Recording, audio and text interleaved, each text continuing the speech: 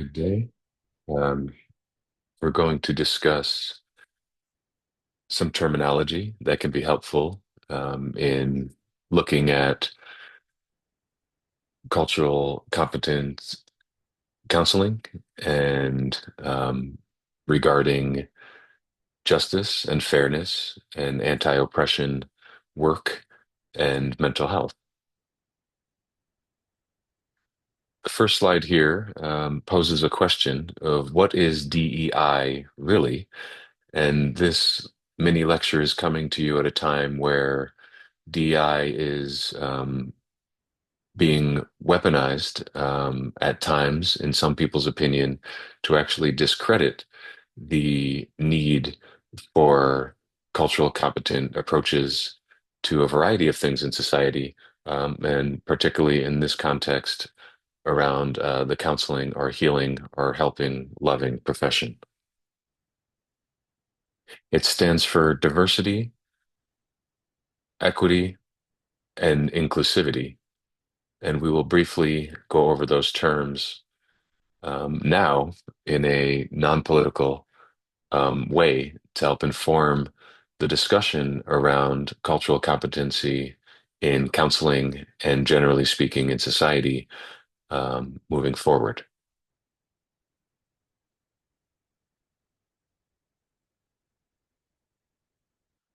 We'll start with diversity. And diversity is often defined in a non-political way as just the range of human differences. Right. And yes, it does include, but it's not limited to differences in race, as in categories, ethnicity, gender, gender identity, sexual orientation, age, social class, physical abilities or attributes, um, neurological expression or neurodiversity, religious diversity, ethical value system diversity, diversity in national origin, and diversity in political beliefs. In itself, diversity is can be an unemotional reality.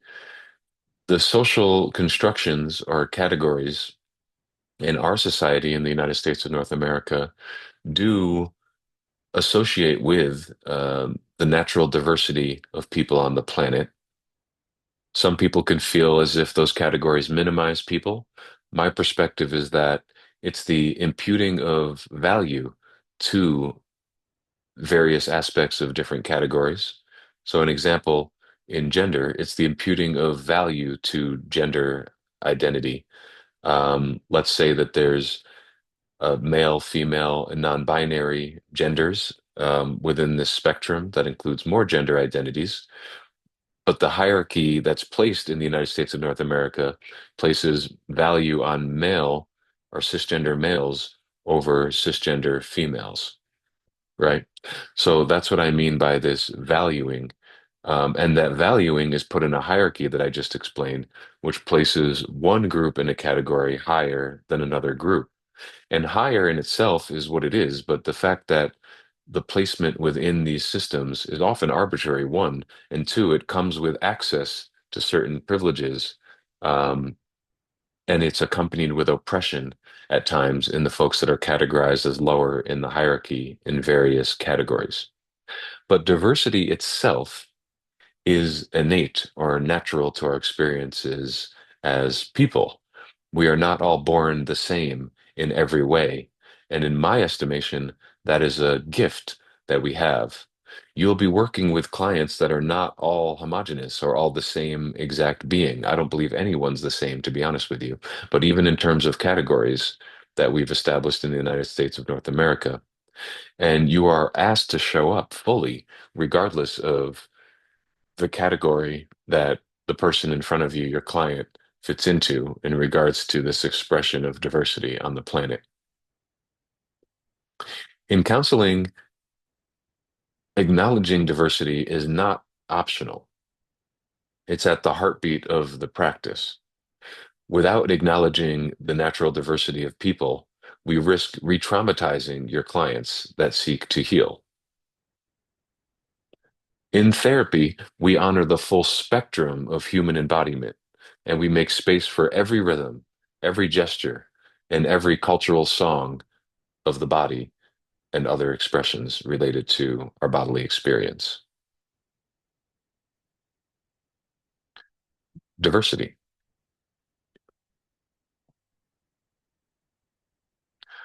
What is equity, right? DEI, diversity, equity, and inclusivity. Equity is simply the quality of being fair and impartial. And being fair is to exist and treat people without favoritism or discrimination. Discrimination is the unfair or prejudicial treatment of people and groups based on characteristics that are natural in our diversity. And I've mentioned some of those characteristics earlier, such as racial categories, gender, age, or sexual orientation. Recognizing and understanding of these differences or diversity between one person and another is valuable and is non-discrimination. Again, it's the hierarchy and the puting of value that activates the discrimination around that hierarchy. Equity means ensuring access to mental health care, and that it's not just limited to those with financial privilege, with cultural familiarity, or geographical luck.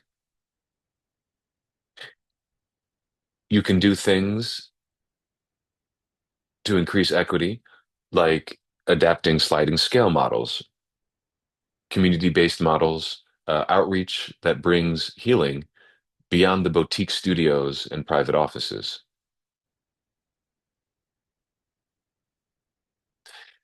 Equity is also sort of a recognition that there is a freedom of expression in the psychic, emotional, and physical realms that will not be fully restored until justice flows through the therapeutic process in our society.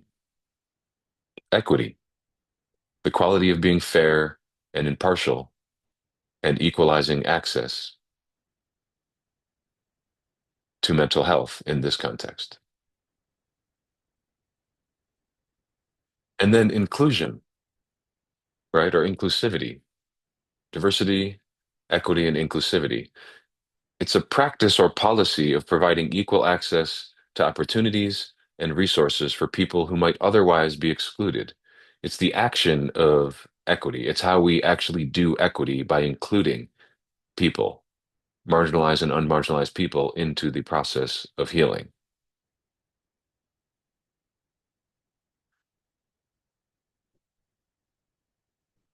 Inclusivity is just that. It's not excluding the natural diversity of of our people, of our species.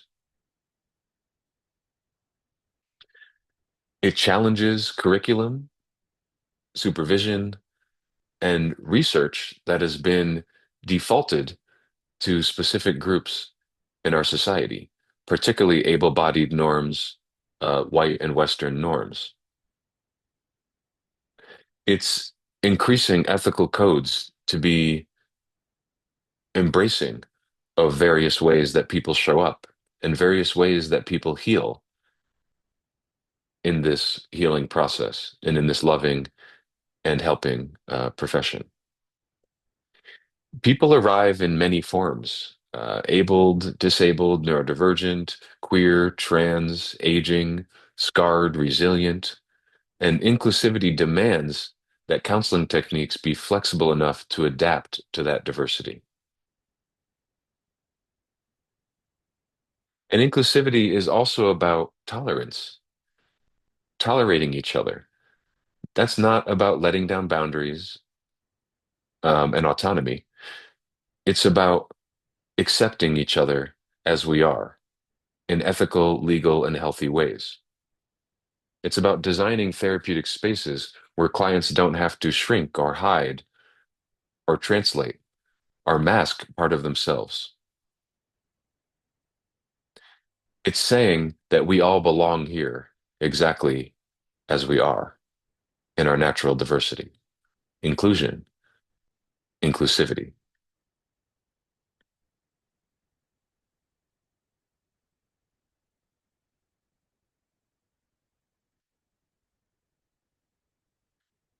In regards to somatic mental health,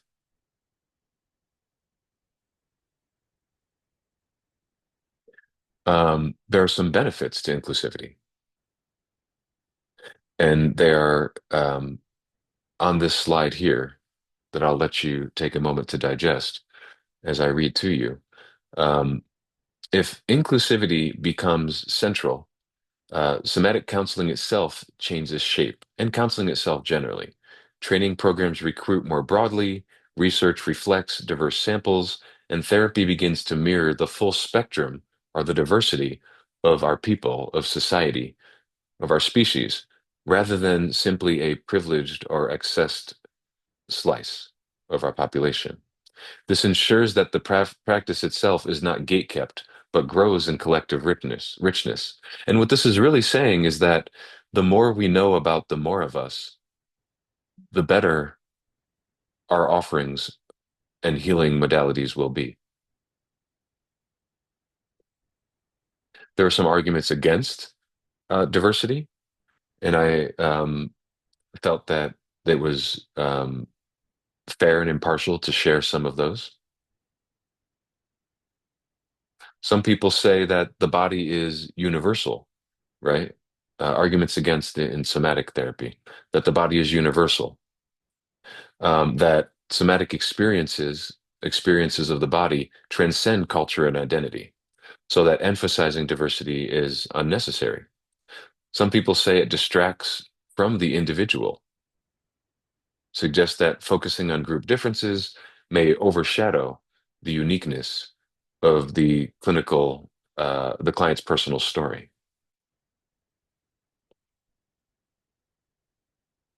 Some folks claim that addressing inequity politicizes the therapy space. That is a space that ought not be politicized. Some say it dilutes the method, that adapting somatic approaches from different cultures waters down the purity of the Western model. Some say it fosters tokenism and box checking, and there are some of the few arguments against inclusivity.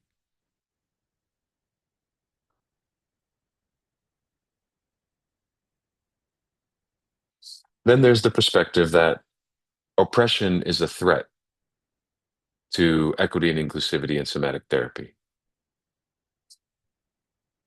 For a marginalized group, the body often bears the imprint of oppression in the form of hypervigilance, constriction, or silencing. And diversity in somatic counseling and counseling generally means that the courage to face systematic issues, as well as not only facing the individual psyche and the expression of it. Equitable therapy invites a liberation psychology lens, as in helping your clients move from carrying the weight of history to reclaiming their bodies freely. And this is what we support in these programs. This is not about excluding anyone. Um, this is not about um, devaluing anyone. This is about honoring our uniqueness and our difference so that we can become more informed about the human experience and so that we can show up for each other um, in an equitable way. If we worked with butterflies, we would study the variety of butterflies, we would embrace it, and we'd learn the different ways that the varying butterflies show up on this planet. And I beckon of you to have the same energy when it comes to humans. You love people, is my assumption, because you chose to be in this loving, human, helping profession. And I look forward to seeing how you activate that love for years to come. Diversity, equity, inclusivity, anti-oppression work. Everyone is welcome here.